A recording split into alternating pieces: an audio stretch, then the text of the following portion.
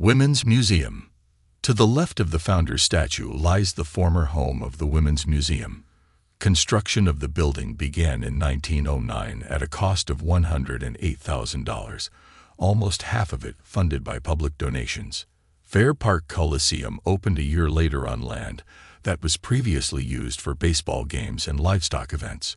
Originally built for the purpose of hosting horse shows, animal exhibits, and livestock auctions, the place was designed by architect James Edward Flanders.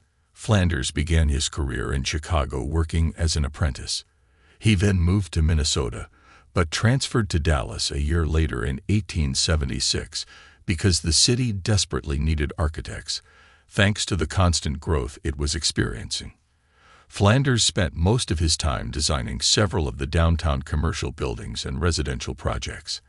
After a brief stint in San Diego, California, he began focusing on churches and schools. During his 55-year career, he designed over 300 structures, including the Shackelford County Courthouse, Navarro County Courthouse, and Hollywood's Hotel DuPont. The Coliseum that Flanders built had the seating capacity of 8,000. Because of its size, the building also hosted musical and theatrical entertainment, though these events mostly took place at night while the livestock shows occurred during the day. This amount of space made the Fair Park Coliseum a popular place for companies to visit and perform, despite the low-quality acoustics. In addition to the entertainment and livestock, the place also served as a venue for car shows and public speeches. The most famous speech was the one given by Woodrow Wilson in 1911 while campaigning for the Democratic presidential nomination. When Fair Park Auditorium, now called Music Hall, opened in 1925, the Coliseum returned to its beginning roots. However, it also hosted agricultural exhibits and car shows. In 1935, in preparation for the centennial celebration, the interior was remodeled so it could serve as the administration building for the exposition. George Dahl also gave the order to renovate the exterior. In front of the building, Raoul Josset designed a reflecting pool for José Martin to sculpt. The artwork needed for the pool came in the form of a fountain located in the back. The fountain depicted a group of fish jumping out of the water and diving back in. A tall mural and large female statue, together forming an artwork called Spirit of the Centennial, stood behind it. The two Frenchmen chose Georgia Carroll to be the model, who would later become a famous singer for her participation in Kay Kaiser's big band, known as the College of Musical Knowledge. The 20-foot statue itself was a nude woman standing on saguaro cactus. The mural was the work of Italian artist Carlo Ciampaglia. Although he was born in the boot-shaped nation, Carlo spent his childhood and artistic training in New York City. He then traveled to Rome in his native homeland for additional training.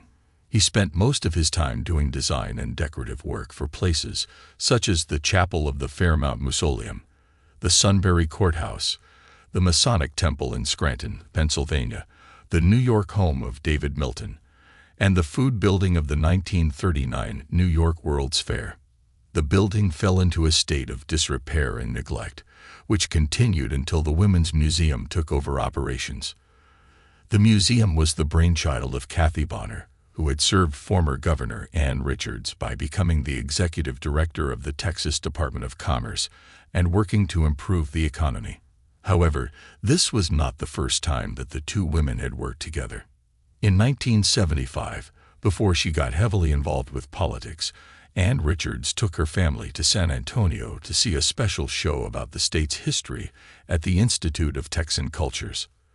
Amazingly, not a single woman was mentioned throughout the presentation. Afterward, Richards formed the Texas Foundation for Women's Resources, which Kathy Bonner joined, and became one of the organization's founders. They started working on their first endeavor and called it the Texas Women's History Project. With Mary Beth Rogers as the director and Ruth Winnegarten in charge of research, the members joined forces with a team of historians, college students, and other volunteers to find and preserve women's role in Texas history. Kathy came up with the idea for a permanent women's museum in 1996 and decided that the building in Fair Park would serve as the perfect host for the museum. With the help of the Texas Foundation for Women's Resources, she was able to raise $30 million for the project. Work on the exterior began in 1998 and included the restoration of the statue, mural, and pool. Stashka Starr handled the centennial art, while conservation expert John Dennis dealt with the fountain.